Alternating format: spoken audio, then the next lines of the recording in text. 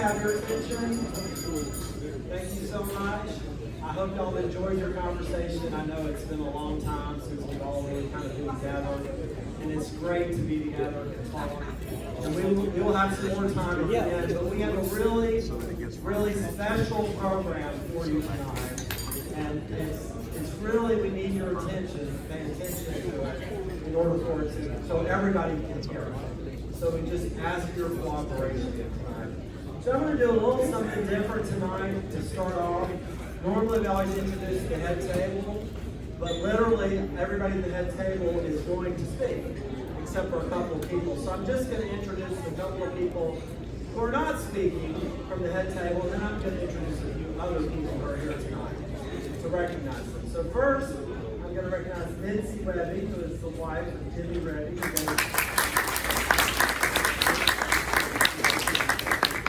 Jimmy gave us our opening lesson, and in case you didn't know that, that was on the fly, and he did a great job. So thank you, Jimmy. And then, of course, my wife, Teresa Boas. All right, and then I want to recognize, and I know it's always, you always get in trouble when you start this, but I'm just going to get myself in trouble. I want to recognize Sadie Joseph and Regina Azar, who are both here tonight, despite the coronavirus.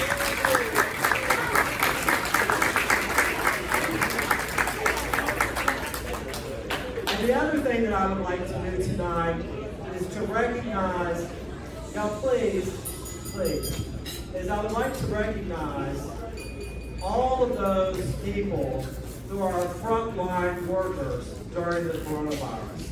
I don't know if you can truly appreciate what they go through unless you live with one, and I do.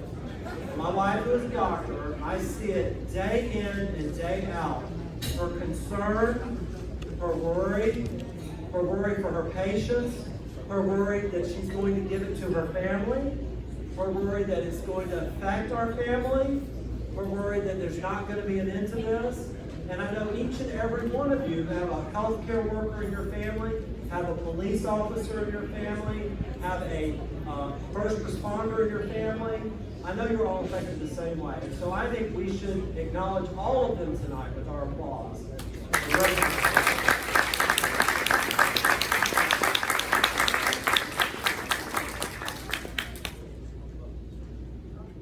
Next is my honor and pleasure to introduce our first speaker for the night, who's going to give us some very special remarks. And although we're not officially recognizing his anniversaries tonight, our very own Bishop Elias Banquet has two very important anniversaries right now. One is his 7th year of being named Bishop to Our Lady of Lebanon, which was done on July 10th of 2013. And it's also his 34th anniversary to the priesthood, which was July 20th, so on Monday, same last week.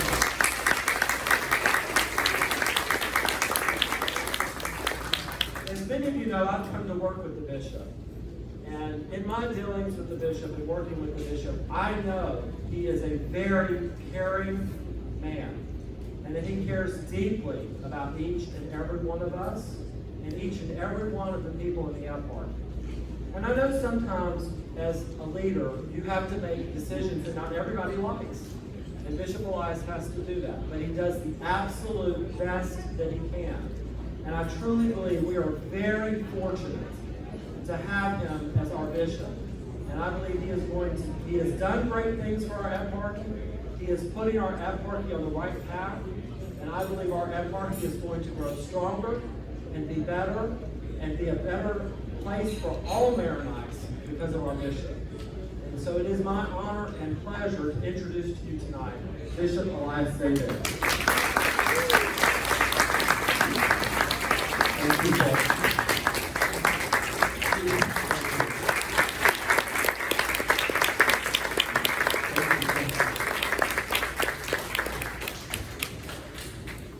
I want to commend you because with all the things about the coronavirus you hear, really amazing, and my thanks to you, and I appreciate all the commitment and the dedication. Thank you, and thank you, and thank you. For Bishop Richard, my brother priest, dear friends, I'd like first to say thank you to them for you are serving, to all the cook, to the committee, to everybody who worked hard to make this evening a special one. Thank you, and you know yourself. God bless you all. We're here tonight for a special celebration, a celebration of thanksgiving for the gift of the priesthood, the gift of St. Elias community who touched the life of priests who are celebrating meaningful anniversary and milestones in their life. We have three celebrations with two common links, if I want to use the term. Monsignor Azar, Father Jean-Paul Kynes, and Father Peter Zabi, and each one of them celebrating their priesthood, but the common links are St. Elias and Bishop Richard, because they were there in some ways for them.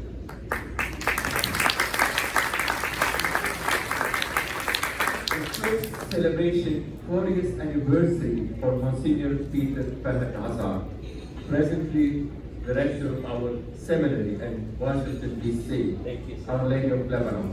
And since he became director, I knew him before, but now we work together because we have our seminarians there, and I want to thank him for being a true father for them, for really caring as a father for each one of them. Thank you.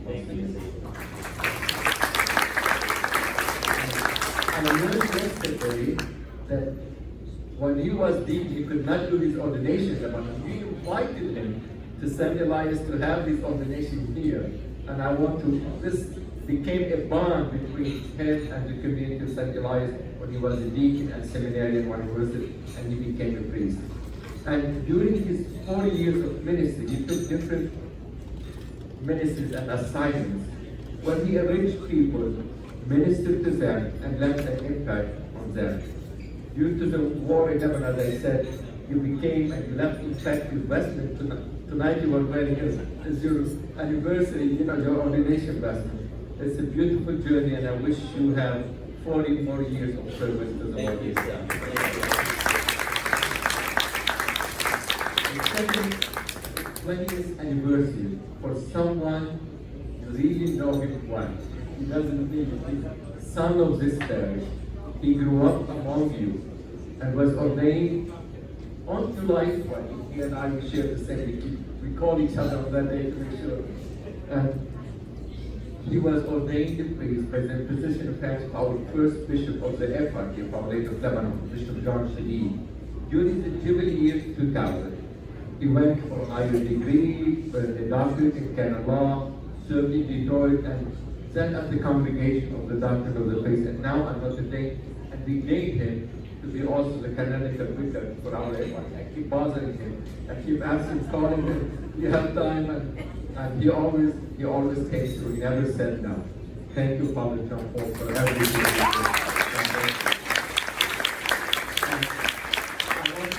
I want to give a special way to your mom and dad and the extended family, because I know behind every vocation to the priesthood, God, parents are praying, families praying, and the community is proud of you as well. Thank you for that.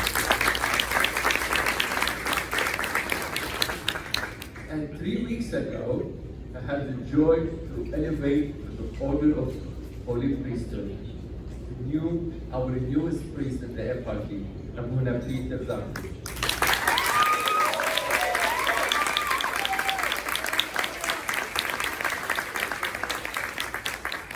You have known him now for the last 7 months. He came in December, and you get to know him, how good he is, and how good for the parish he will be as well. And he has the love. He already fell in love with the community, and I could see also you falling in love with him as well. And that's what makes the community a good man and a good way to work together. Thank you, Abuna Peter, and thank you for your willingness to serve and follow in the footsteps of Bishop Richard in this beautiful parish as well.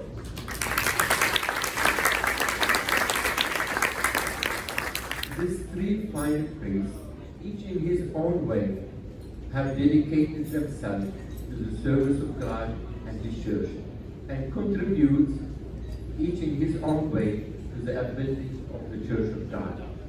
I'm grateful for each one of them. And as I said, what brings them together, I want to thank Bishop Richard for being, the mentor, for support, for sponsor, for everything you've been along the years, for being a good model of what parish priest is all about, being supportive to me as well as Vicar General, and thanks for laying down your life as well for God and for the church. Thank you for this.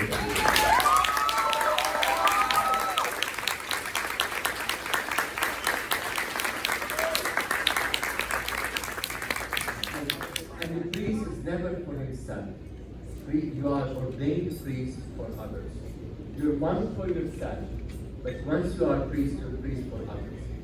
And these three priests, and for Bishop Richard and any other priest, they're priests for you. We are all here for you. And that's this community of St. Elias. You contributed to the life of those three priests right now here who are celebrating their anniversary.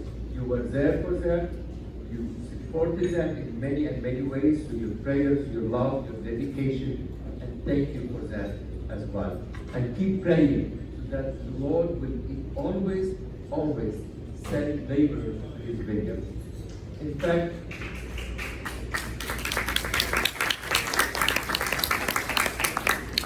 a priest and a faithful working together is the essential ingredient of success of a parish life.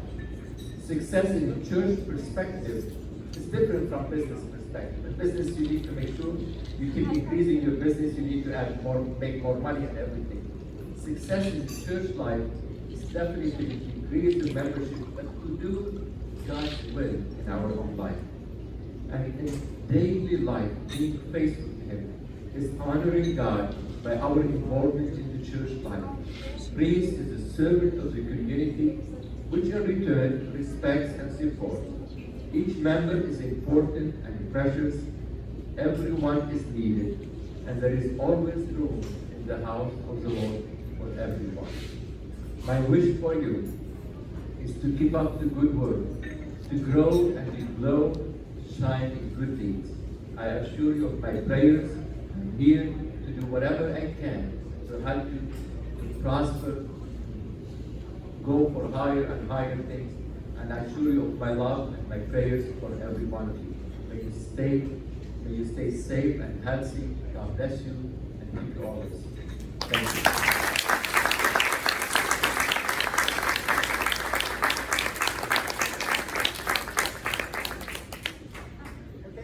Friendly reminder, if you're done eating, it's mask on, and my wife is giving me a whole set of different masks.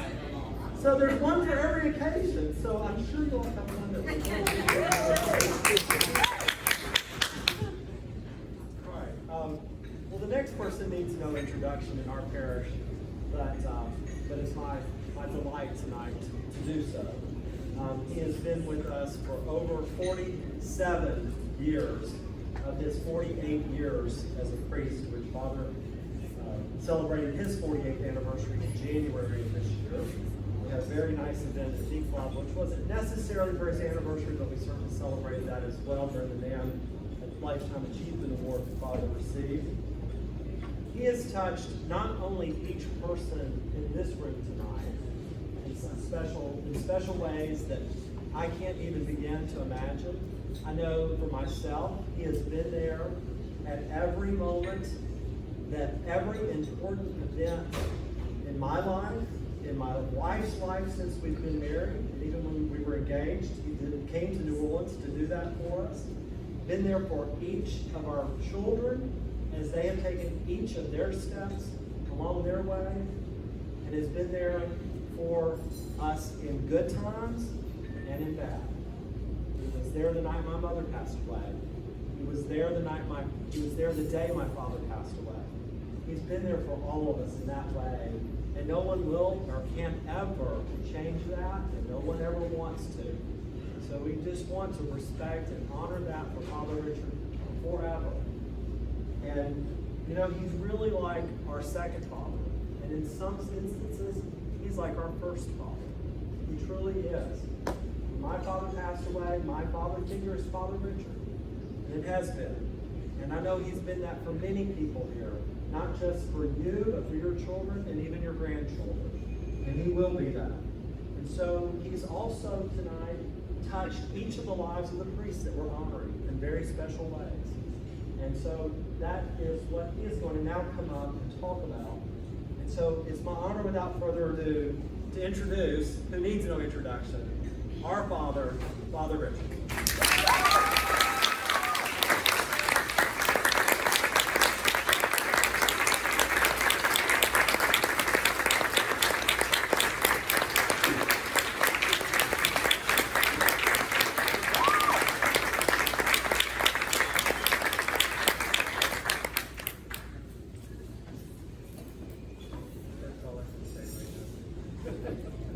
Have all rested down.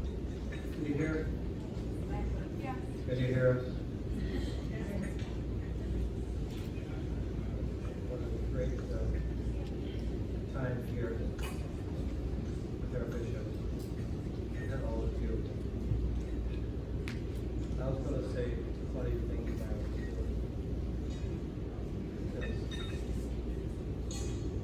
that's me.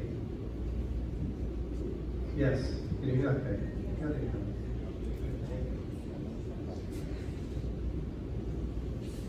What are we doing here?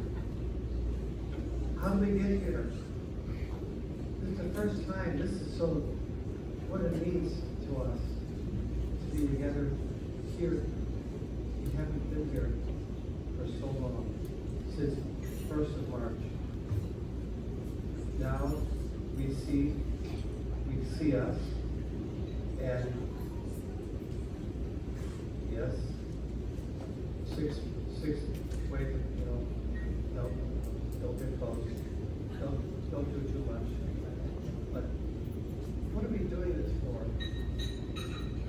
It's great, because it's our church coming back, and we need it, as you did today. So I'm thankful for all of you today.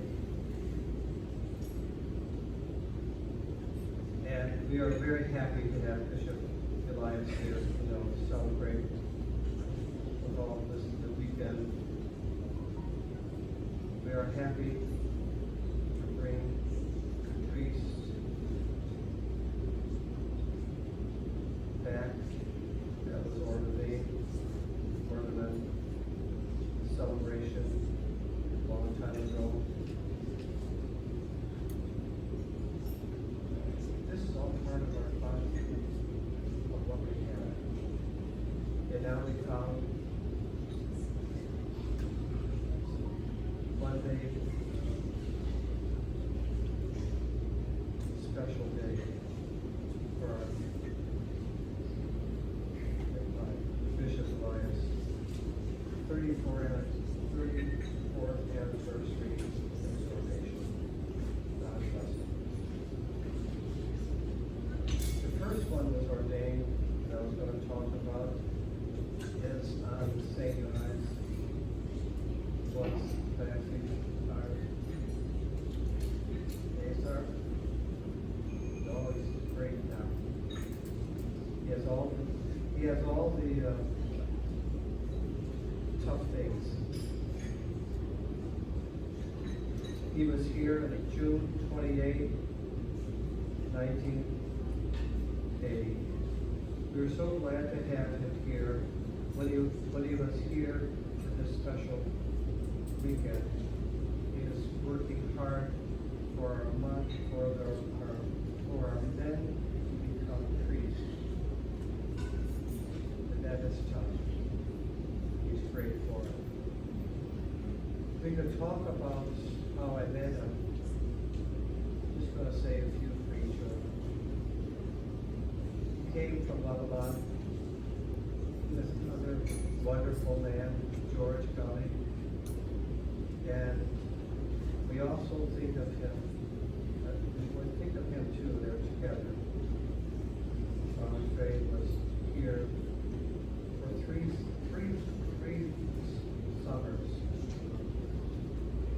lot of stories to tell. I also remember the first story he told me. He said here in George, went to a nice lady's house when he was waiting to get go to, since he was just coming, and they waited for someone to pick him up, and they had a nice lady that picked him up to get to the other place. She asked them if they wanted to eat, and they said no. They just came from Lebanon. No, like Lebanese people do. It's the first time they know that. And they are asked, you know. Then they thought she would ask them again until they said yes. But she surprised them and never asked anything after that. They never asked her. They were starving. They came from Lebanon. It's not like Isabel.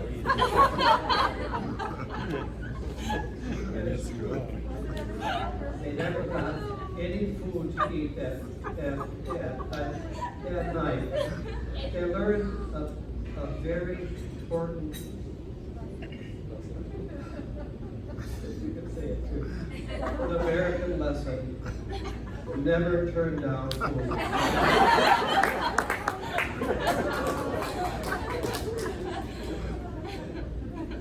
The 3 summers he was here was so great. Every day, those days, built up every time he was closer.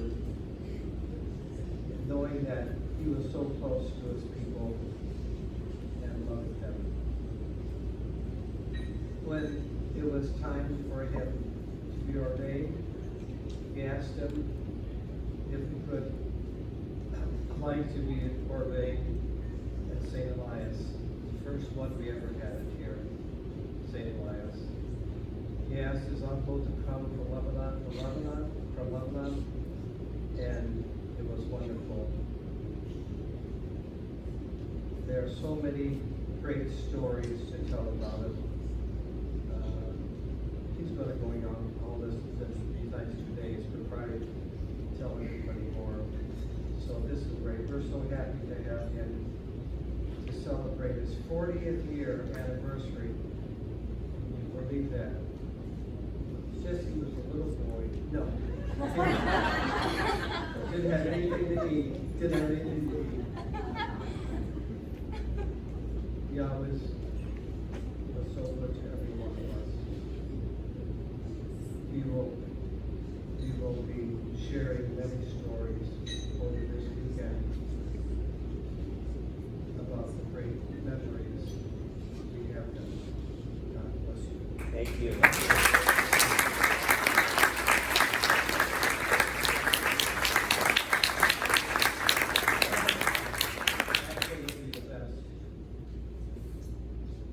Okay, the next one. The third one. Most of you don't know that Father John Paul, Dr. John Paul, was an altar server at Addis Ordinance in 1980. He was a servant for her. Believe that? I'm very happy that he's able to celebrate his ordination, his anniversary with us this weekend. He was ordained in July 2200. What are we now?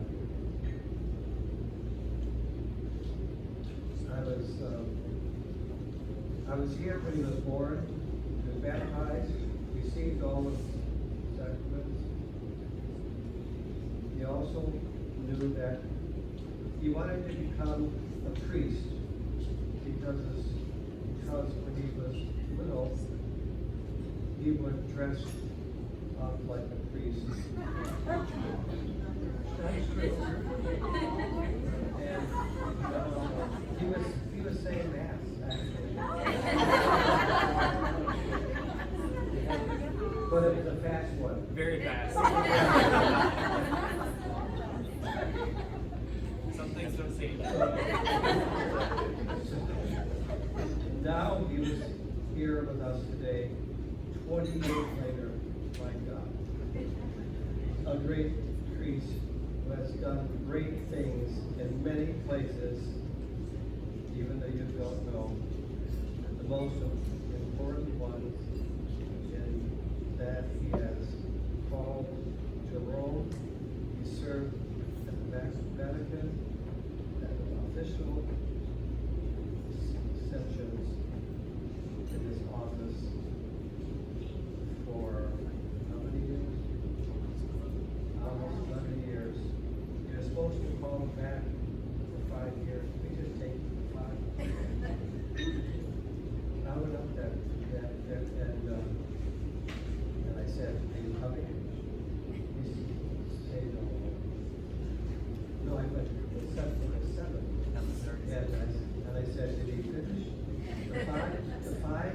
He said, "No, this is practicing." Actually, that's actually what they said.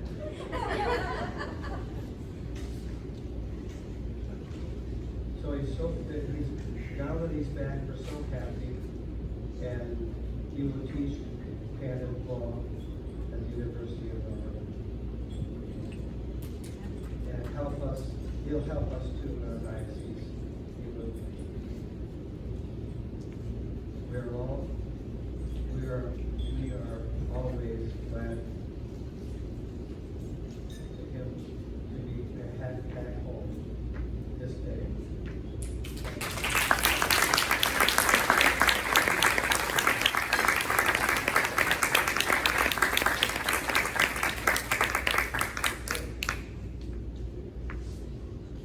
Oh, the last one now is the best and the first. Finally, the youngest priest that we have celebrated in this weekend since he was ordained 2 weeks ago. It is a Father Peter who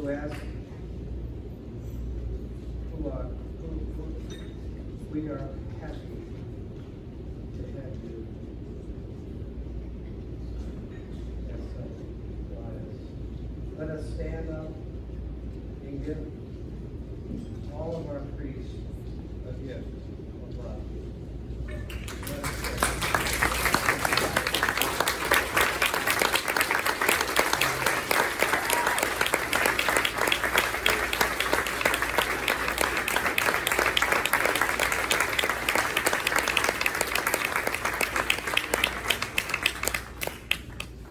Thank you, Father. Thank you so much. All right, now, y'all, we're going to go into a segment where we're gonna take each honoree and we're gonna do a little thing called Fun Facts About the Ordination. And then we're gonna show a video of clips of their ordination and some of the things that occurred. And then they're gonna come up and talk. So we're gonna do that for each honoree, and we're gonna start with the senior honoree. So we're gonna start with Monsignor Fahad Peter Azal. So some fun facts about his ordination, some of which you've already heard tonight, but one is that we did offer to have his ordination here at our church. He really adopted us as his parish because he had been here both as a seminarian and as a deacon. Our church, as y'all know, was founded in 1910. We talked about that earlier today. It's been 110 years, and it took 70 years for us to have our first ordination at our altar, and it was our adopted parishioner, Father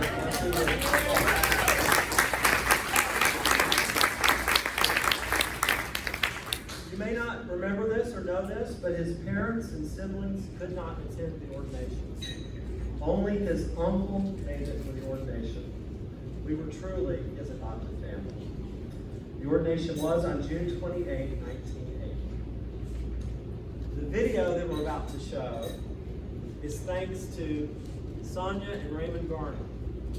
They had this video taken during his ordination, and truly, I believe it was by the grace of God that one 8 a.m. liturgy, Sonia came up to me and said, "Are you looking for anything from Father Fahad's ordination?" I had been looking everywhere. I called Joe Mostini, I called everybody I knew. I've been trying to find a video or pictures of Father Fahad's ordination. You never called me. I did. That would have been the last resort. But Sonia and Raymond had it, and they have the entire ordination, the banquet, the play that was done. I don't know if y'all remember the play, but those of you who are old enough to remember. It's truly special.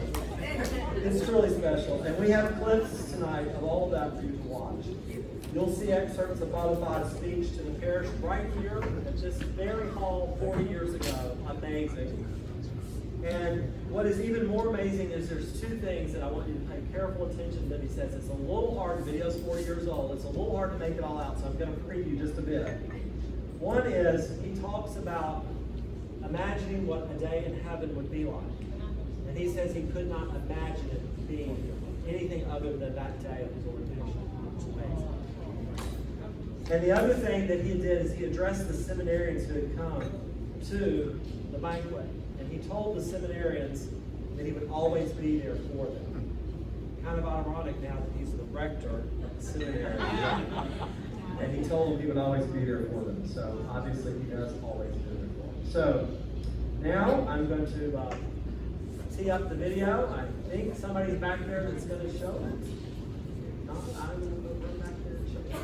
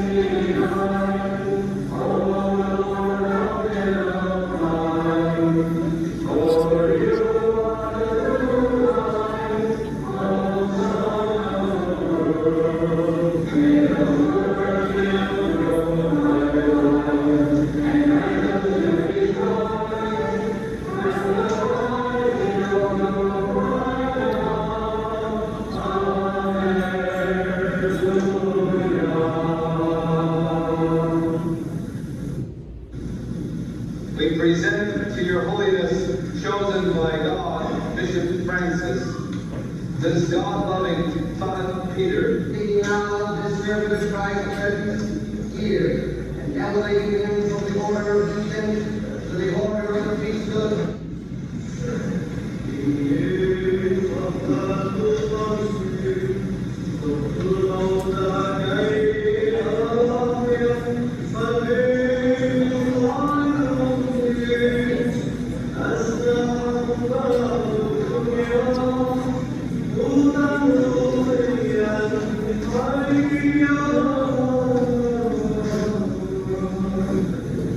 Let me just share with you my feeling. Since I was a little boy, everybody tried to give me an explanation for heaven. I never was satisfied. But now I can explain exactly what heaven looks like. I feel I am in heaven. I began flying from Washington in summer 1978, getting to Birmingham Airport. I never knew Father Richard Shaw. I never knew anybody. I was coming like somebody is going to China. Before I came, everybody told me, "You going to Birmingham?" I said, "Yes." "What's wrong?" They said, "Oh boy, you gotta take a shower every couple minutes. It's hot there." I said, "I think it's good." I think. Here I am in the airport, in Birmingham Airport, and I'm looking around. Who's gonna pick me up? And here's Father Richard saying, he doesn't know me. Father, I look around and I see 20 people looking for fun. And that's how I became, from the first minute I was in Birmingham, a child. Their own child, my own people. And I mean it. And the word that the Sayyidina was saying, and my uncle tried to say, that you are my real family. I mean it, I mean it.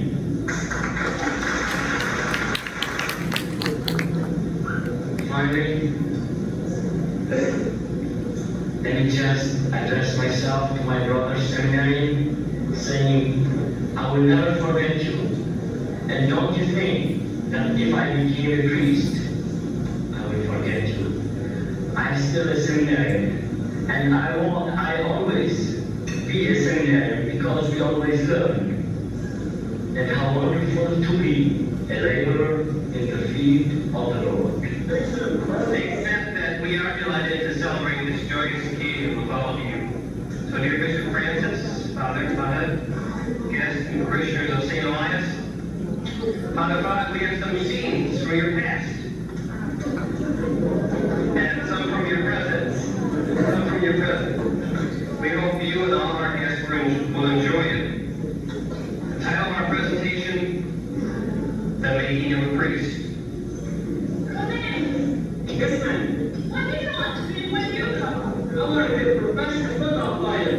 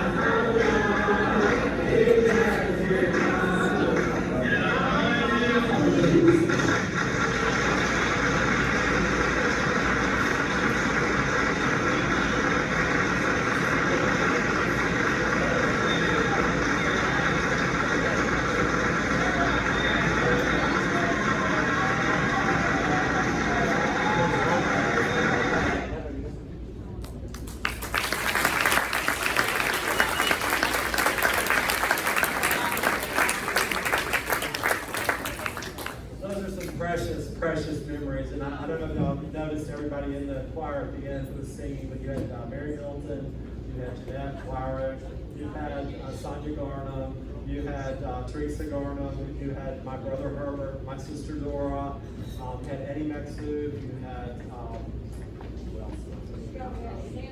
Sam Webby. Sam Webby was in, of course, Michelle Milton. Michelle Webby, the star, as always, in the plays. It was a real treat to see her go into it as much as I did. Yeah.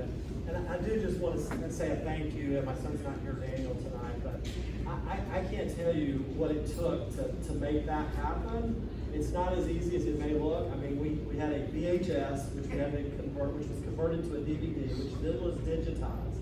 And then he literally stripped the music and the words off of it because it was so bad and made them better and then put them back on. I don't even understand it, but he made it happen, and it's a real pleasure.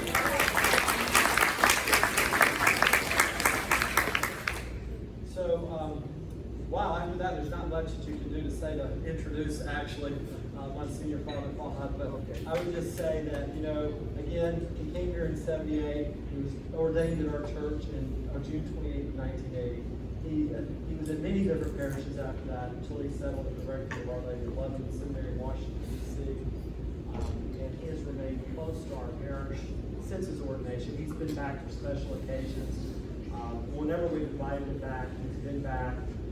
When I first approached about this, which was before coronavirus, and asked him if he wanted to come, of course, he said honored to come. And then when everything went sideways and we had coronavirus and we were considering not doing it, he said, "You just let me know, and if y'all do it, I'll be there." And here he is. So, Father.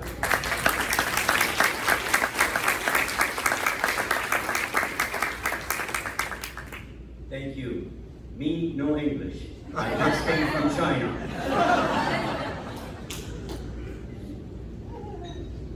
It is a homecoming for me, and I truly mean this.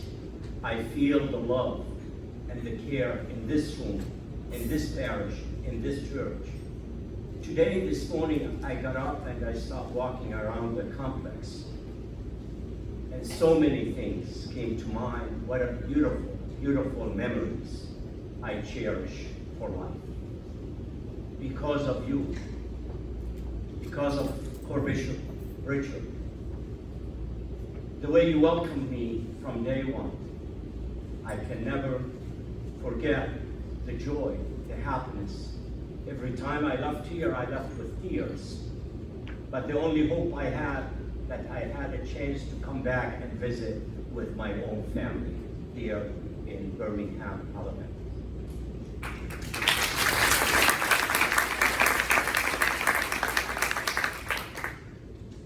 There was a newly ordained priest. At his first liturgy, the bishop came and he presided, and then the priest proclaimed the gospel and he stopped preaching.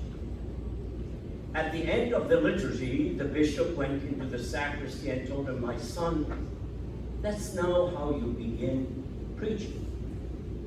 You have to capture the people first. Next Sunday, I'm celebrating at St. Margaret. Come and watch me and see how I preach." So the next Sunday, the newly ordained priest went to the church, to St. Margaret, and the bishop was celebrating the divine liturgy.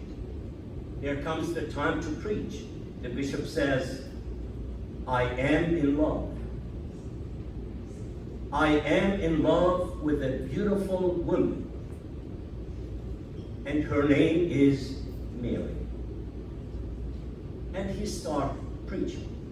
The following Sunday, the newly ordained priest came to his parish, and here comes to preach. He says, "Our bishop is in love." Our bishop is in love with a beautiful lady, and the bishop walked in, and he said, "I forgot her name."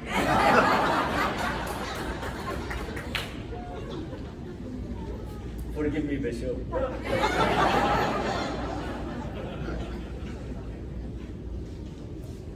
I was asked by Attorney Paul to say a few reflections and I called it The Joy of Being a Priest.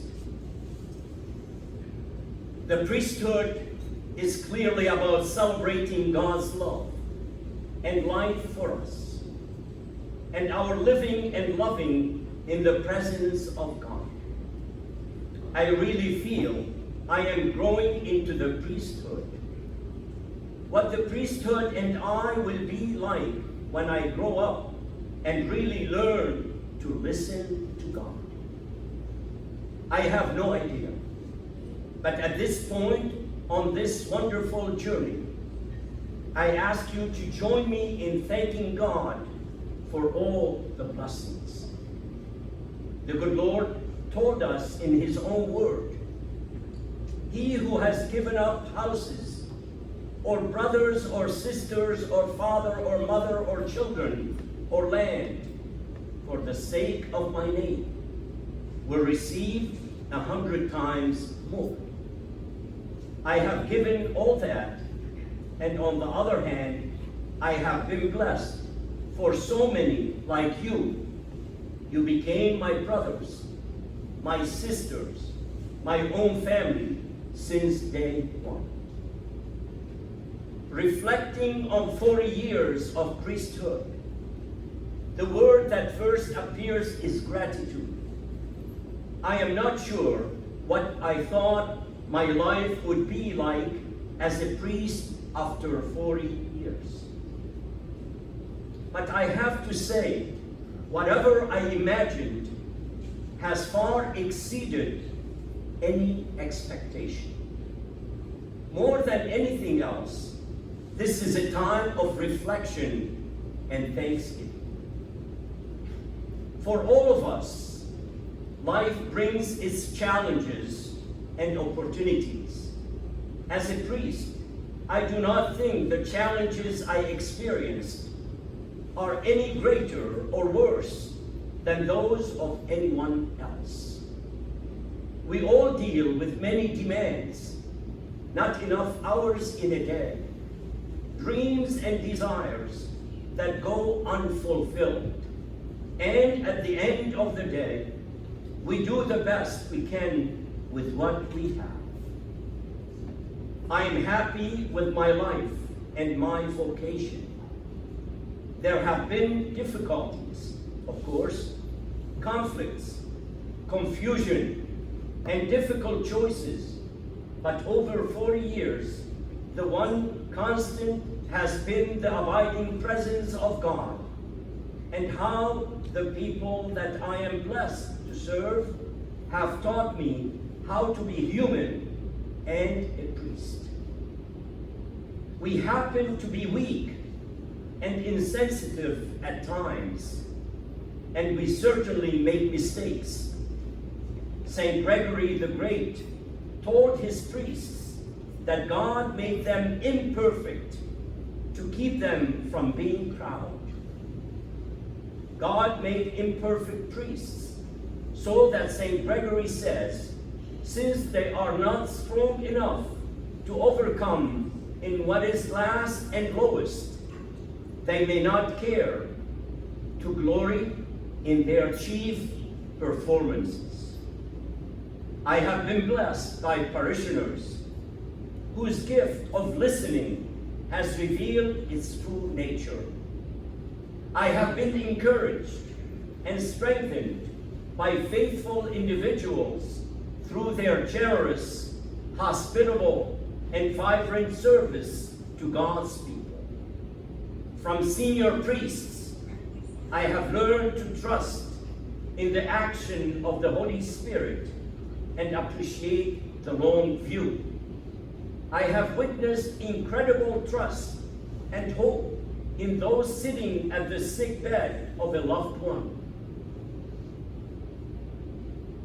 praying and waiting for healing to come. I have experienced a heartfelt humility through the privilege of being trusted by others with their sacred stories. I have experienced the sanctity and mystery of life in the privilege of being present at a beloved parishioner's death, only to leave the room and witness the awe and joy of a new father holding his firstborn in his arms. I have been moved and energized by the mystery of love as newlyweds delight in each other and embrace their life with total trust and acceptance.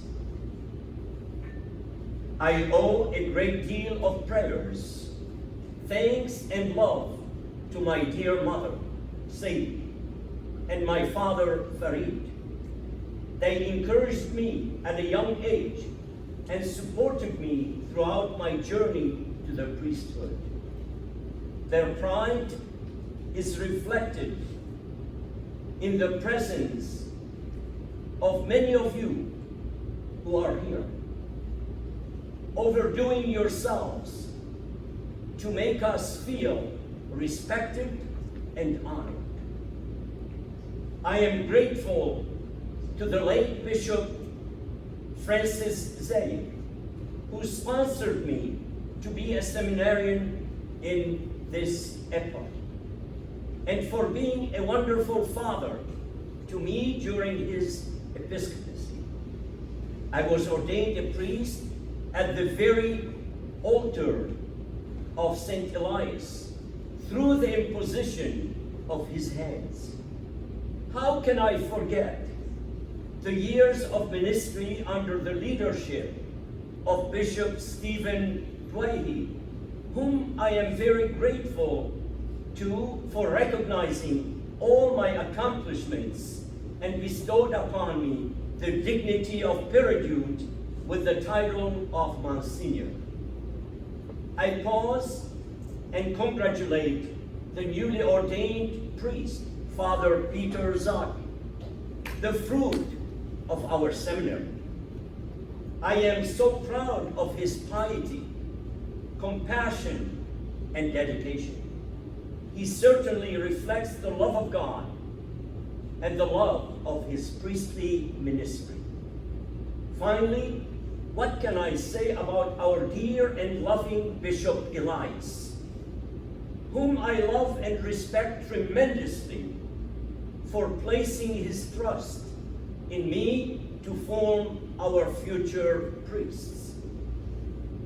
His presence is very evident to how much he cares about his flock as the good shepherd.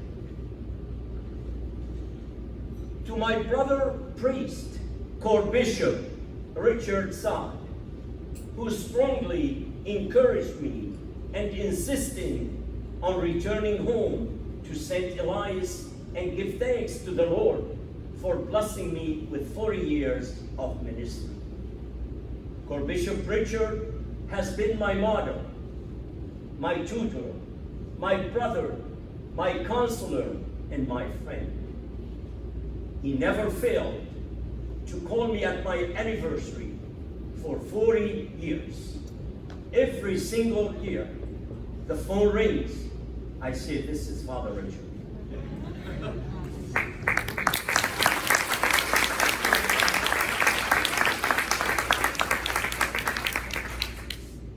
To my brother priests of the eparchies of St. Mary and Our Lady of Lebanon, I have been honored and blessed to witness the love, tenderness, and generosity of caregivers in their service to the vulnerable and the frail elderly.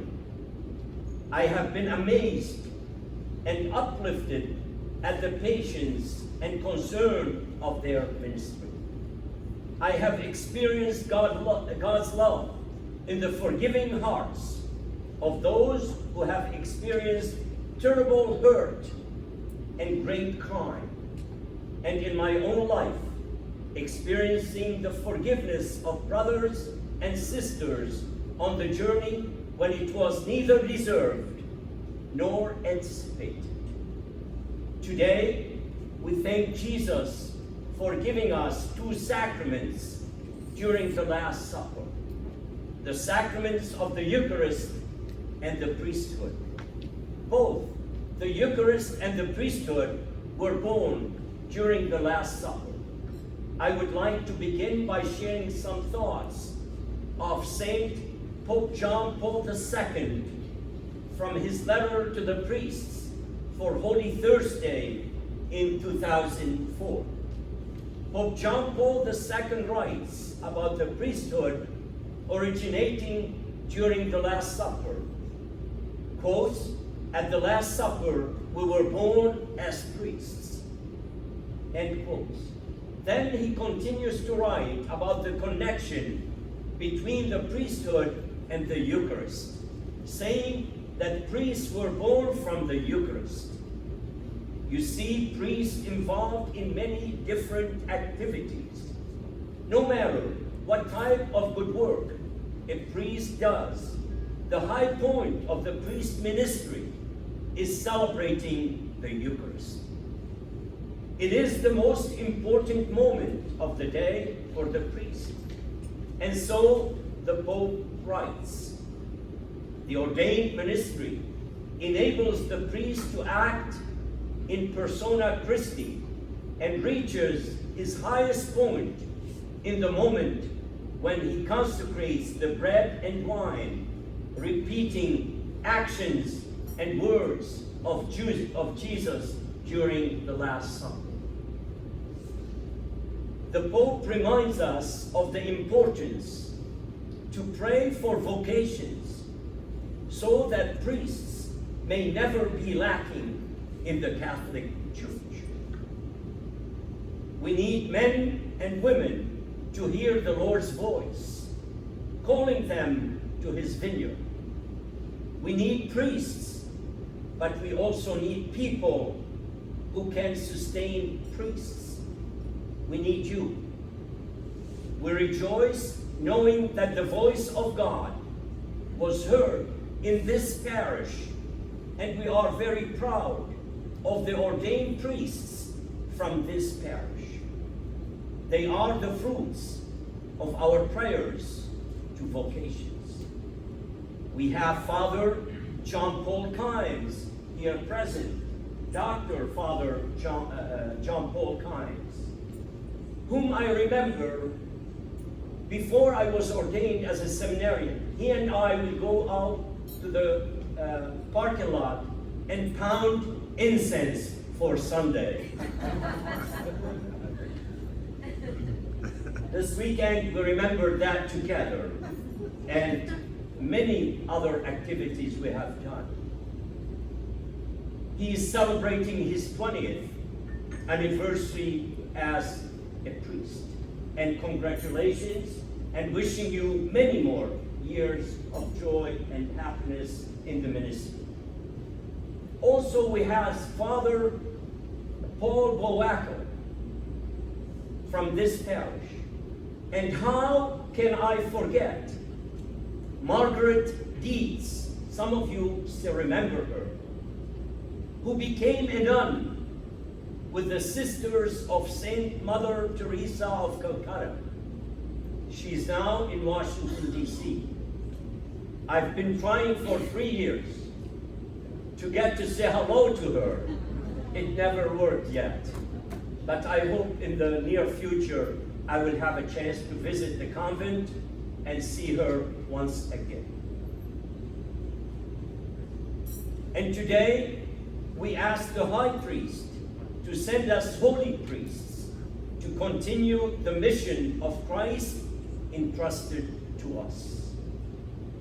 I also request your prayers for me and for my brother priests as we joyfully serve as ministers of Jesus' priesthood at the altar of sacrifice and in our world.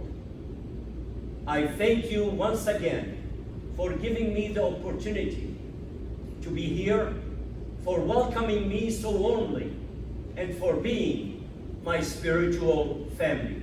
Thank you, and God bless you and this family.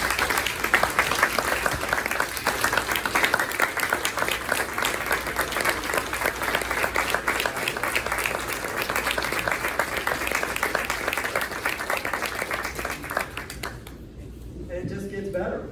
Next is our very own Father John Paul Kimes. Fun fact about his ordination, which many of you will probably remember, but maybe not.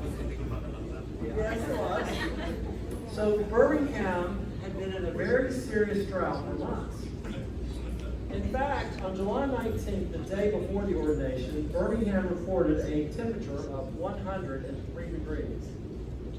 That night, the church had a rancho service for all the out-of-town attendees, including the priests from both eparchies and many of Father John Paul's classmates. Bishop Shadid commented on the heat during the service and the drought and offered a prayer to St. Elias for rain. Be careful what you wish for. So St. Elias decided to answer that prayer during the ordination ceremony, since it was his feast day. July 20th was his actual feast day. Right after the homily, the winds started blowing and blew so hard that not only blew the tent down that had been erected on the front lawn for the guests as they arrived because it was so hot, but it also blew open the side doors of the church on the rectory side. I kid you not, I've never seen that happen since, but it happened that night. Many commented they thought it was the Holy Spirit, or perhaps it was St. Elias coming in for the ordination. The thunder and lightning could be heard on the video recording. In fact, you will see it flash off and on. When you see the video, you'll see it from time to time flash off and on from the lightning because it was so severe. So it rained very hard during the service, but by the end of the service, the rain was over. And in fact, as people walked out of church, kid you not, there was a rainbow. So amazing story, fun fact about.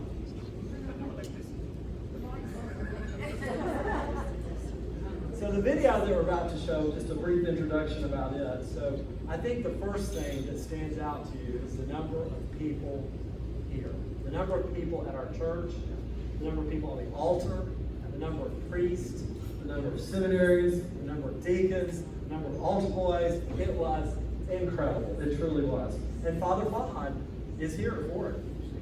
Believe it or not, you'll see Father Fahad actually be one of the leaders of when they lead Father John Paul around. And also, there's a very dear picture you'll see of Lina D. Hugging Father John Paul, who was his first communion teacher. And it was many of ours, it was my first communion. So that's a special moment as well. So enjoy the video.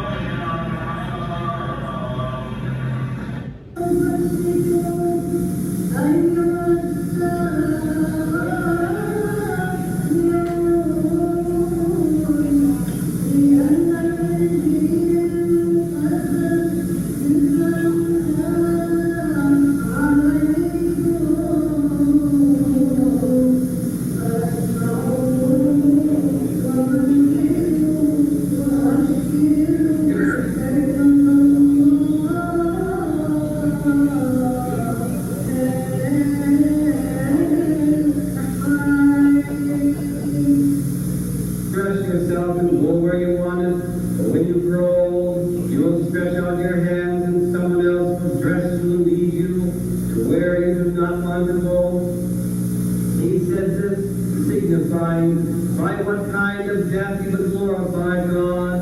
And when he had said this, he said to him, follow me.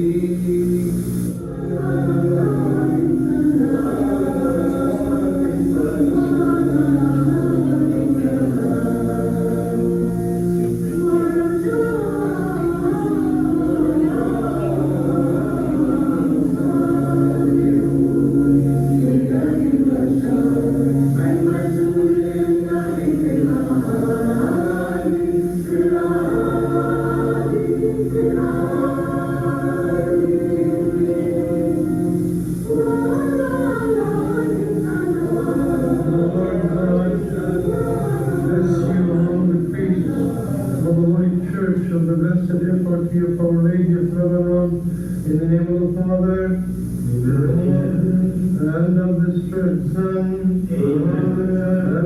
Holy Spirit. We present to your excellency our Father Chosen God, Bishop John, his God-loving servant John Paul.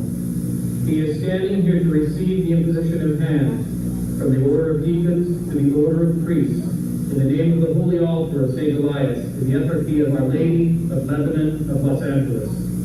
As he vows obedience to your excellency,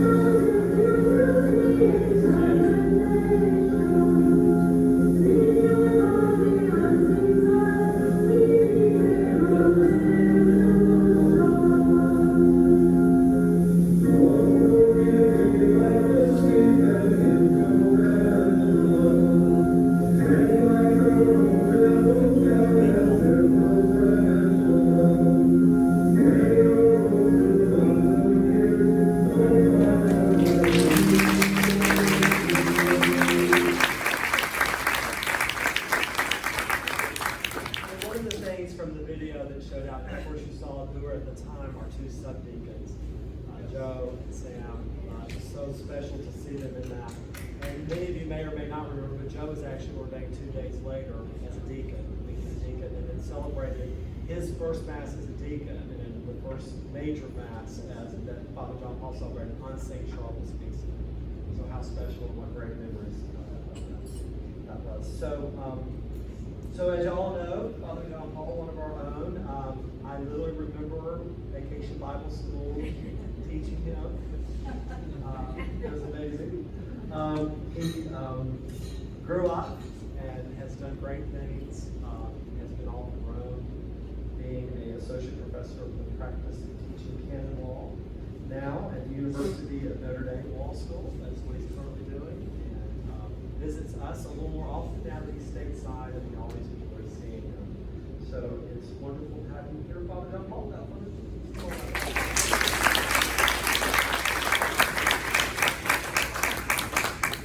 It's doubly unfair to make me speak right now. First of all, you can't follow Father Fahed's reflection of 40 years of priesthood, so I won't even try. And then to show that video and not expect me to be tearing is unfair. So I apologize in advance for being emotional.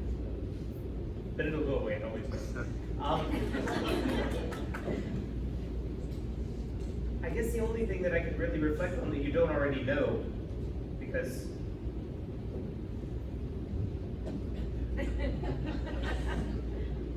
you taught me Sunday school, you baptized me, you've been here since the beginning. Sorry. But as Father Fahed said, it's always good to come home. And I don't have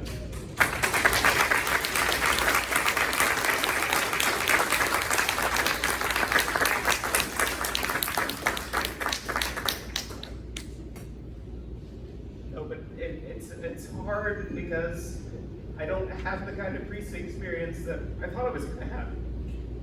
I don't have years in the parish. I don't have going from one parish to another and touching the lives of people. My priesthood has mostly been hidden. It's been, as I tell everyone, I got to be God's garbage man. Church is a society made up of human beings. Every society produces garbage, therefore they need a garbage man. So I spent most of my priesthood to date being a garbage man for the church. Not something anybody ever signed up for, not something I regret, something I count myself blessed to have been able to do, to be of service in a way that, thank God, you don't know what I had to do. That's a good thing. But I couldn't have done it without your prayers. And knowing that this parish is always here, and knowing that you are always here, and are always praying for me, is the only thing that has sustained me in these 20 years. I tell the story of my first 3 months in Detroit. I think I've called Father Richard about 100 times offering to make a switch in those first 3 months. And I got up one Sunday, I had it, I couldn't take it anymore. It was a horrible place. There were good people, but it was a horrible place. And I told them from the pulpit, I said, if I lived in the apartments across the street, I would not walk across the street to come and pray with you, because you do not know what it means to be a parish. Because I had you in mind. I had this place as a model for what a community is supposed to be.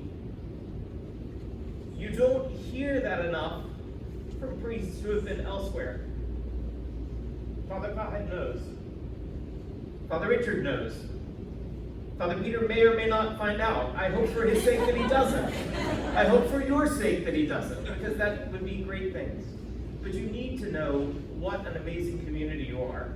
You need to know what an amazing gift you are to the church, to the eparchy, and to the priests that have served you, and God willing, the priests that will serve you in the future.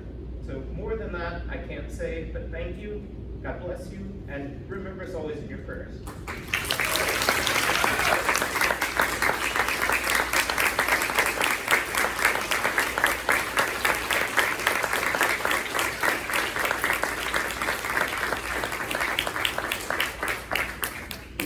I was not expecting that. I was not expecting that. Father John Paul, you know we are always here for you. You the only reason.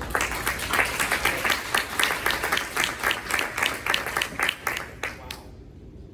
So we're on anniversary, so I guess we're done. No, we've saved the most special tonight for the last. And that is our very newly ordained Abuna Peter John Zogby.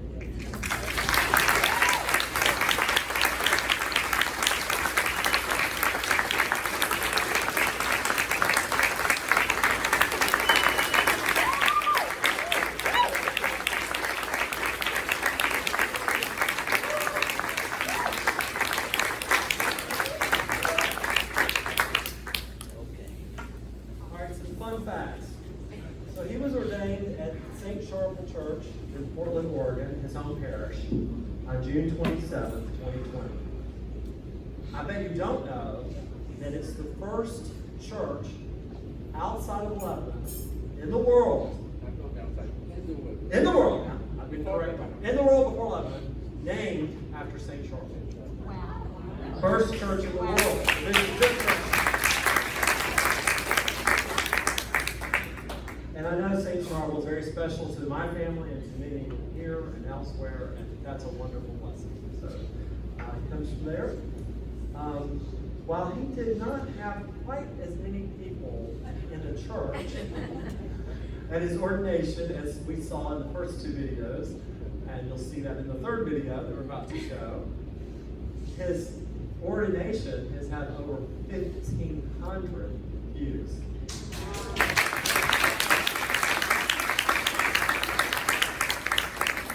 Far exceeding the number of people that were in attendance at both of the other ordinations. Just a very short setup for the video. I don't think most of you do this. I know most, I've even seen it on Facebook, but very, very special moment if you watch the ordination of when his mother kisses his ring. It's very special. Not only did that occur at that moment, but his sister Rita is the one who is singing in Latin, and it was the Panis Angelis. So we're going to show that portion on the video. So now watch it, knowing that that's his sister that is singing as well, one of his two sisters. And just because we are who we are, there's a very special surprise at the end that not even a little leader is singing.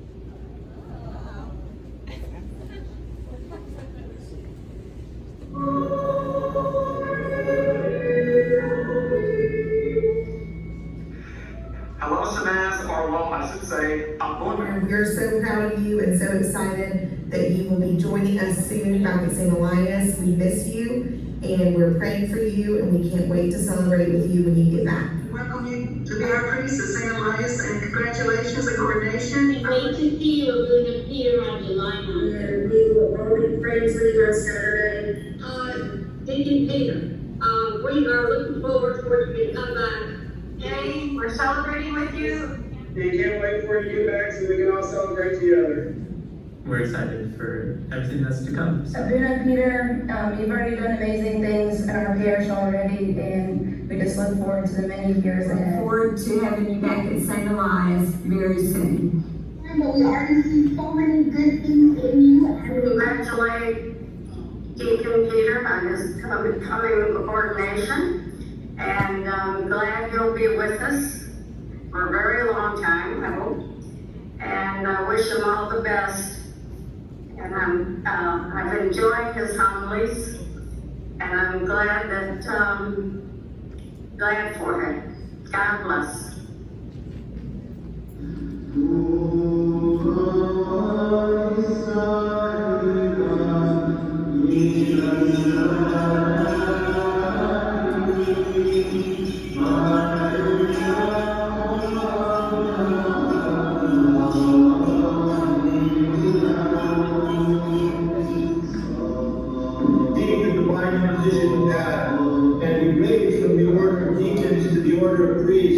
To serve the office of the Eparchy of Our Lady of Lebanon, Los Angeles.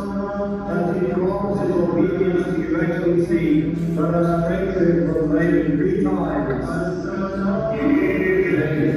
For your servant Peter, who is raised today from the order of deacon to the heavenly order of priest.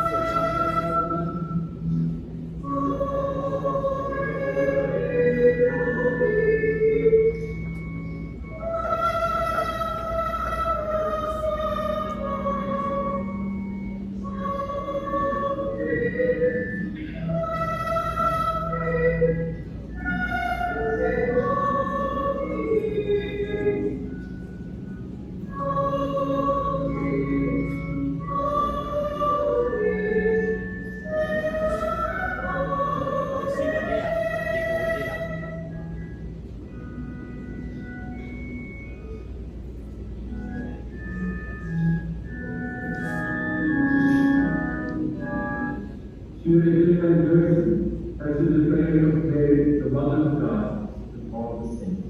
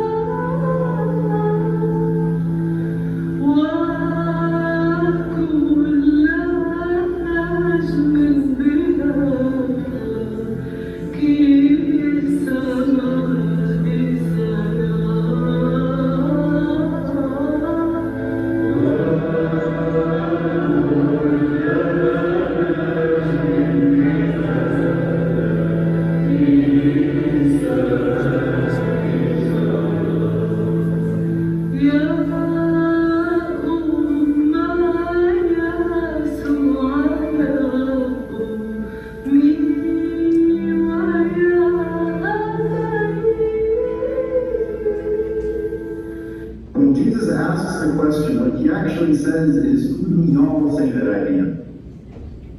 Where you at? I live in the South. I can say y'all and still be cool.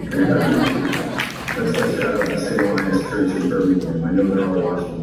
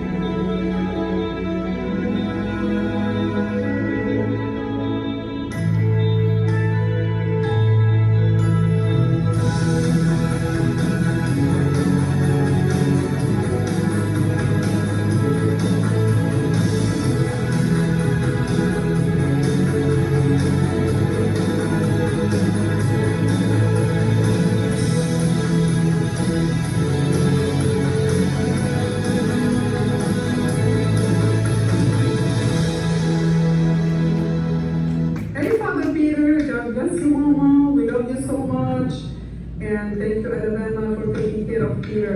We love you, Father Peter. Can't wait for you to come back. Thank you for all you've done for us. If you get lonely, just call me, Alabama.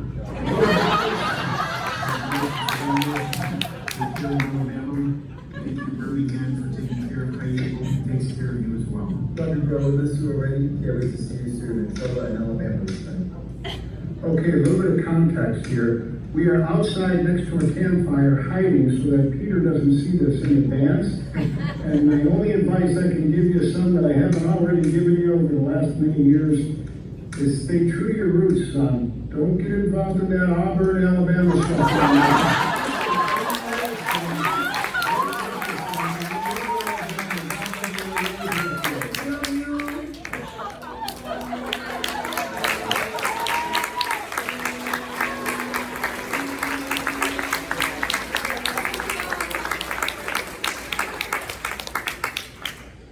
That's a huge football fan, in case you don't know. All right, well, this was going to take a little longer to introduce because I have some things to say. And I'm really addressing the parish as a whole when I say this. So, first of all, just to set it up, Abuna Peter did receive his bachelor's degree in sacred theology from the Catholic University in Washington, D.C. in January of 2020. And theology, I think we're seeing some of that through the homilies that we were enjoying so much. Definitely has a good handle on the theology aspect. Abuna traveled all over the United States growing up, and while they now reside in Portland, Oregon, in case you didn't get it from the video, they are huge Ohio State fans. He has two sisters and two brothers, and obviously his mother and father who live all in Portland now. So Teresa and I actually first met Father at the time, seminarian in Baton Rouge at the ordination of Father Alex Harp. Alex Harp's father and my wife were good friends, and we got invited. They have an LSU connection through the Catholic Society at LSU, and we got invited to the ordination and went, and many of the seminaries were there, and Peter was one of them, and we met him there. The next time that we met him, along with Beverly and Jerry, and Nayla Peruti and Father Richard, was on our trip to the Holy Land that we took last year in May. Peter was still a subdeacon, not even a deacon yet, and we had no idea we would ever even see him again, other than maybe through PAM conventions and stuff.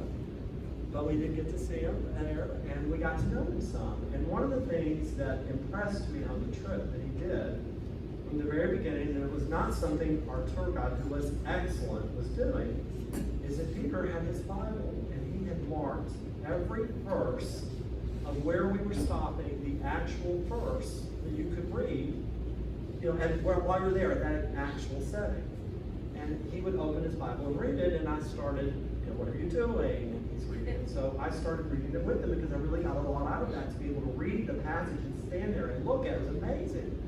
Well, then other people kind of caught on to that, and before long, the bishop had Abuna Peter now standing before all of us, giving the scripture at each stop that we did, and so that really that made an impression on us. And so when we heard he was being assigned to Birmingham, we were super excited about that because we did have a connection and knew him. Those of us who had been on the trip.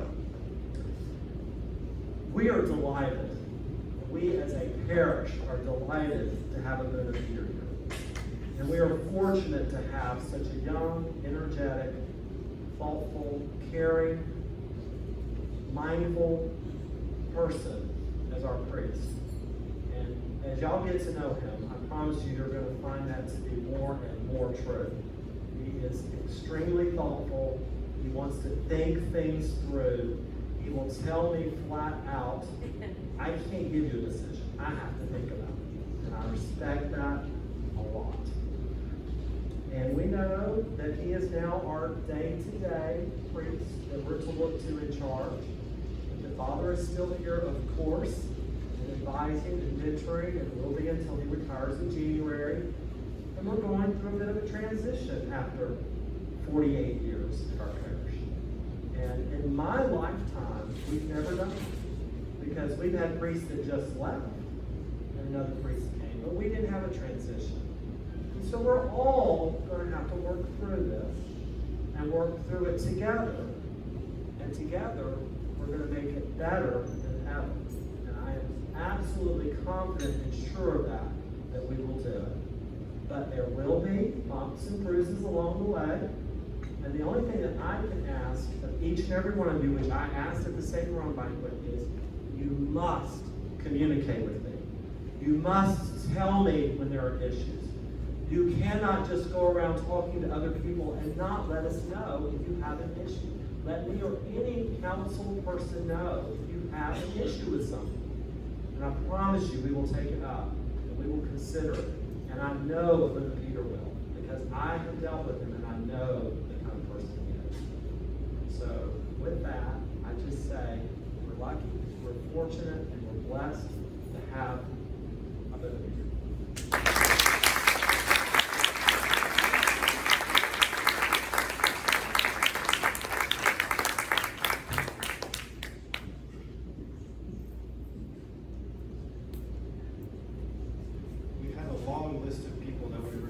To the ordination. Many were going to come from this church. And I'm grateful for all who were able to participate one way or another over the live stream. 1,500 views. That's only how many people were viewing, but there's more than one person per computer, so I feel every one of those views. I feel the love, and I really appreciate it. But it was hard as the list was getting cut, chopped shorter and shorter and shorter. It was really hard to uninvite very, very special people. And one person I'm really glad was able to still come was Bishop Zayden.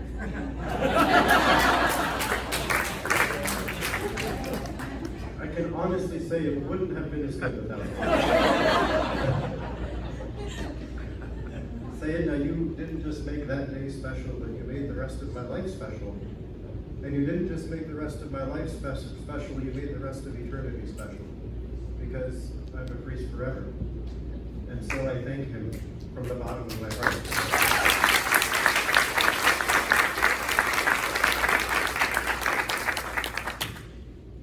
Now, I know I've only been here 7 months, but if I've offended or hurt anyone over that time, I want you to know that it's Father Fahed's fault. I've been carrying your cross for a long time.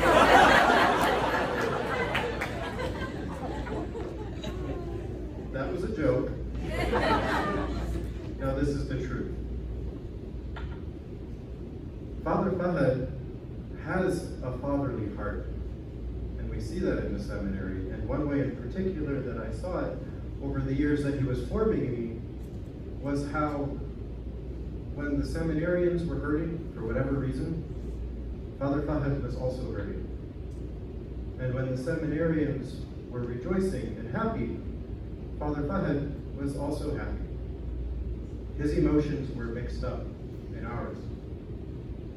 And I want you to know that I saw that love, and I appreciate it, and I'm going to try to imitate it.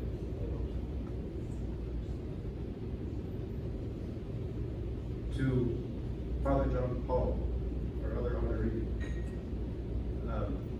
I'm very glad that I got to meet him. I didn't know him really before I came here. And every time he comes to visit, I learn something new and very special about him.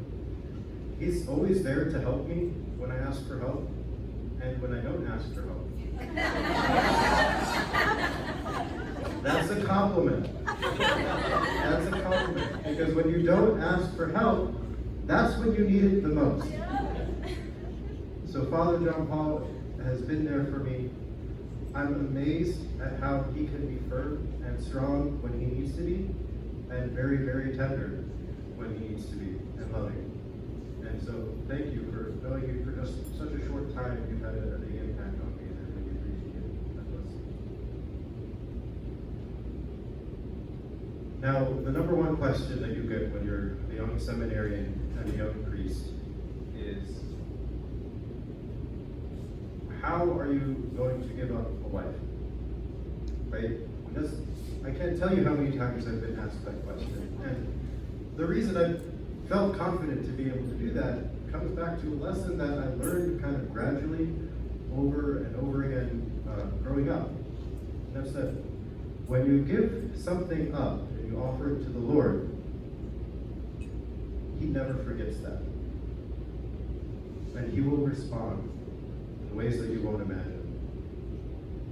And in the scriptures, well, it was actually, this reflection started when an MYA member here asked me during our Bible study, what does it mean when the scriptures talk about how a priest is married to the church? And I was kind of scattered at the time, and I just felt like especially with my ordination coming up, I just felt like I really needed to research that question. I really needed to answer that well. And I see now that just as I gave up having a woman as a spouse, God did respond, just as I thought he would, by giving me this beautiful parish community. And the answer to that young adult's question is that spousal love is when you give your entire self to someone. And the example is Jesus Christ on the cross giving his entire self to the church. So by the grace of God, I pledge to do that for all of you present here, to give myself to you in Jesus Christ, because you're worth it. And you're a very, very special, special community, and I feel very blessed to be here. And as I say that about all of you, but in a way it's also to Father Richard, because he was here for you all. And so much of the beauty that I see in all of you comes from his leadership as a pastor, as he's been over the past 48 years. I'm proud to have him as a mentor in these coming months because I have so much that I can learn from him and have already learned from him. And I look forward to our relationship continuing to grow and to blossom. So I thank you, Father Richard.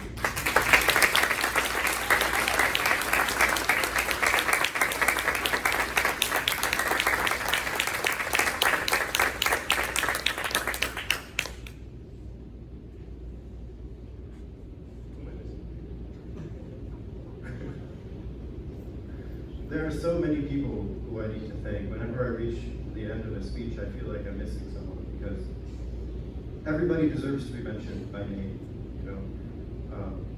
From everyone in this community, everyone who helped to put this dinner together, our deacons who are constantly serving and helping us all. Father Mitch, you've been just a tremendous friend and giving me spiritual advice ever since I came. I would have never imagined that somebody who spent so much time behind the camera can be as friendly and down to earth as you are.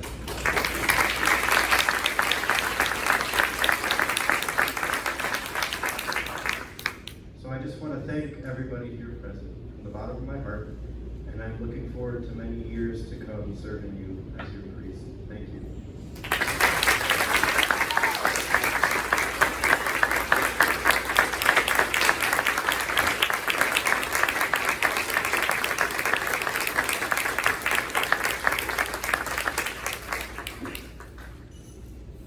Okay, remember, we still have the raffle to go. We have a few thank yous and a few presentations, and then we will do the raffle. So, Queenie Smallwood, if you would come up. I know you've got Queenie. Yeah, all right. And while she's coming up, I'm going to present some special gifts that we have for each of our honorees tonight.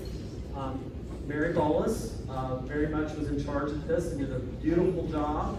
And we're giving each of them a messenger bag with their initials on them in leather. It's beautiful.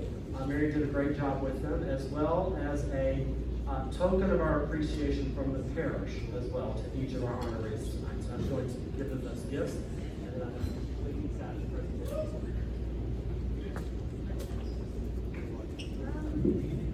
The MYO just wanted to congratulate Benefeeder on his ordination. So we got him a present. Thank you.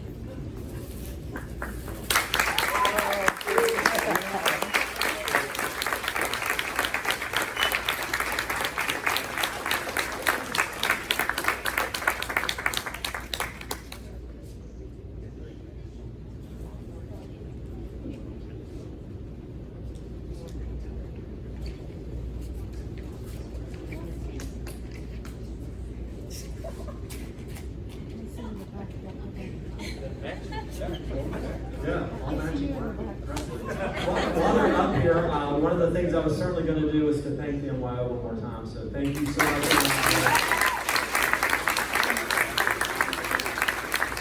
Not only did they work really hard at the banquet today, but they've been working hard with some adult help over the last few weeks.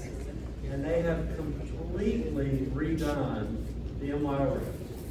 From the floor to the paint to carpet, chairs. It's very impressive. It looks like a home room. It's very, very nice. So if you'll get a chance to peek in tonight after it's over, be sure and do that. But they did an awesome job. Don't touch it. Do you want to read the plaque? Oh, yes. Oh.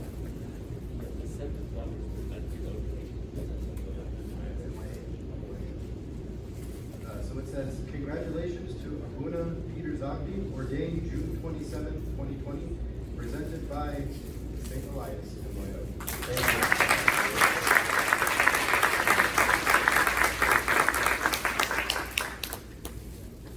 All right, I'm going to do that thing that you're never supposed to do, and I'm going to thank people by name. So I'm going to say in advance, if I let you out, I promise you I still appreciate everything you did for me. I promise you.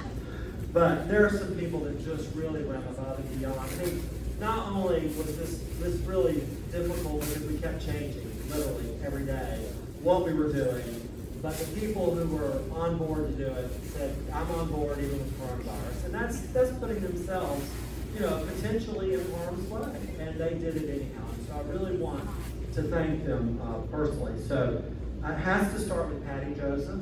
Many of you may not know, but Patty ran for council and did not win. And I told her from that day on I wanted her to be involved. And I asked her to be in charge of this event when we first planned it long before coronavirus. And Patty said, I'm on board. And so, of course, when coronavirus occurred and everything, I asked her, she was still on board. She said, let me think about it a week. And of course, in that true St. Elias spirit, she called me back and said, I'm all in. And so the decorations and all that you see tonight were all coordinated by Patty Joseph.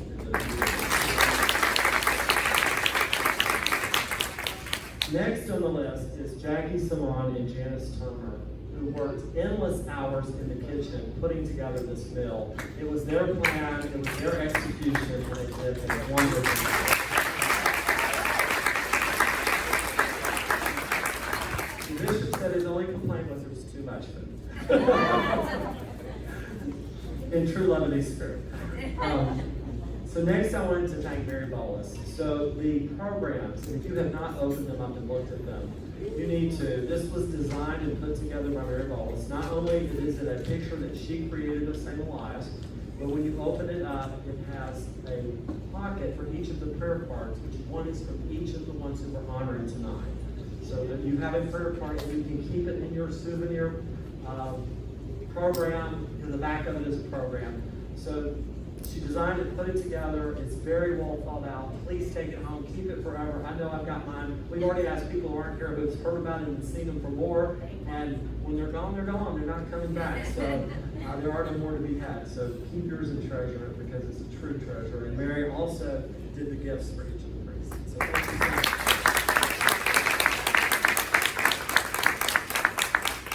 Of course, I have to thank Beverly. Beverly is the one who puts up with the table seating, and this was to a new deal this year. Because not only did you have to put table seating, you had to put people together who didn't mind sitting together.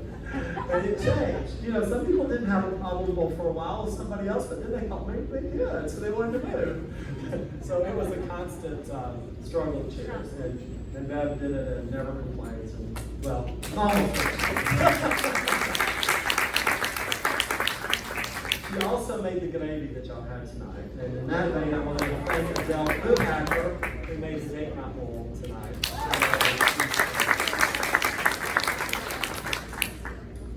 And then Carlo's not here, but certainly I want to thank him for selling all the raffle tickets. He sold them out. We were concerned that there wasn't going to be a picnic this year to sell them at, and it had to be sold all by mail. And he didn't know if it would work. But he got them all sold really a week and a half in advance, and did a great job with that. And we're going to draw in just a minute. So, and it's not a reverse raffle this year. So the first ticket out is $3,500. So it's going to be quick. And then I really would be remiss if I didn't mention Mary Milton, because this idea, the whole idea of having a 40-20 ordination party was Mary Milton's idea.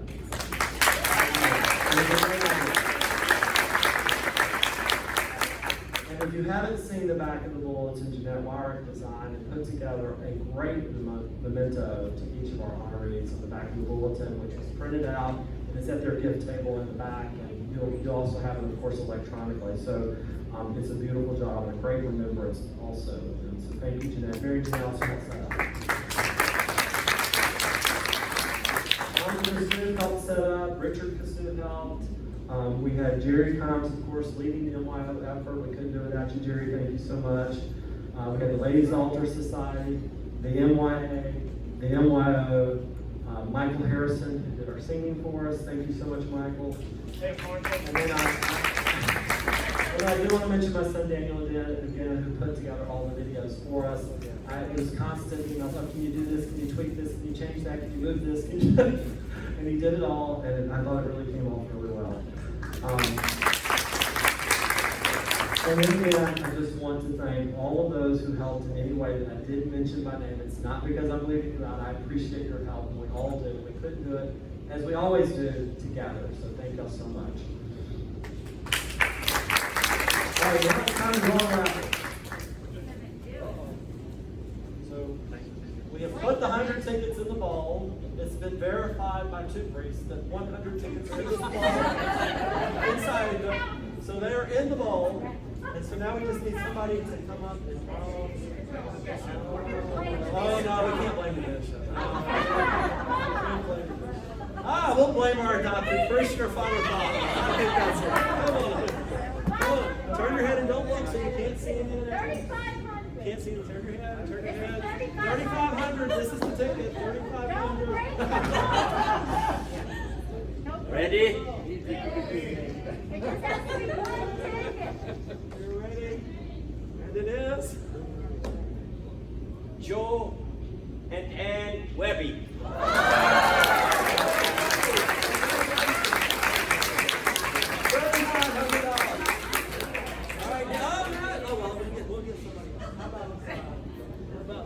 John Paul, we'll give each other. Go on. So this is for 1,000. This is the $1,000.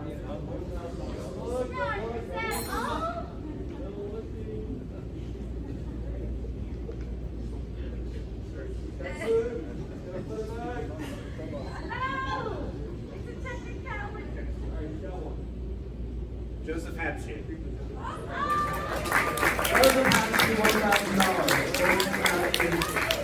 $1,000. Well, he buys 10 tickets, so he has good odds.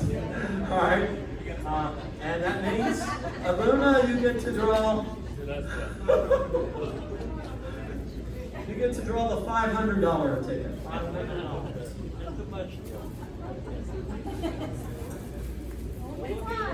Don't break the bowl.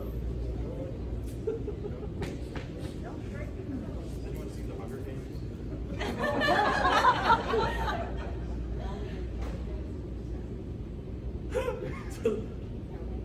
Joseph Hopsy wins 500. His $1,000 bet paid off.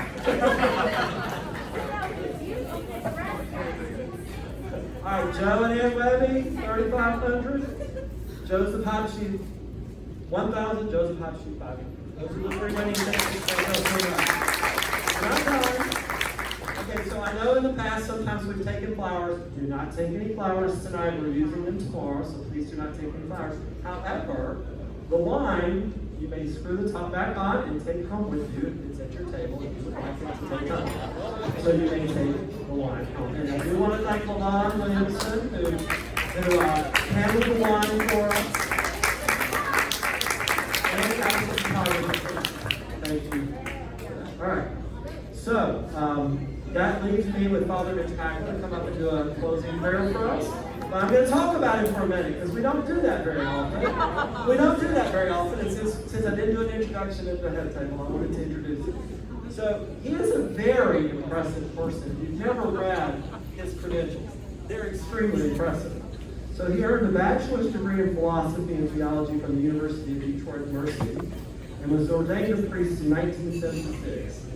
He later completed the Master of Divinity and Bachelor of Sacred Theology degrees from the Jesuit School of Theology in Berkeley, California, followed by a Doctor of Philosophy in the Old Testament from Vanderbilt University.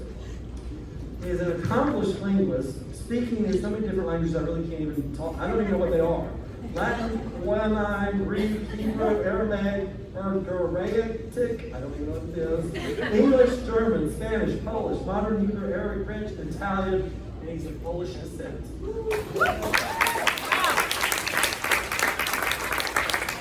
He taught at Loyola University in Chicago, the University of Dallas, and of course in 2001 he came to Birmingham for EWTN, and we are eternally grateful to his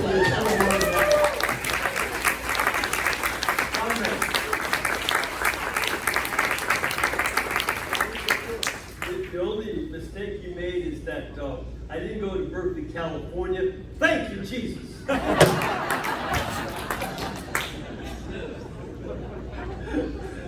Let's pray. In the name of the Father, the Son, and the Holy Spirit.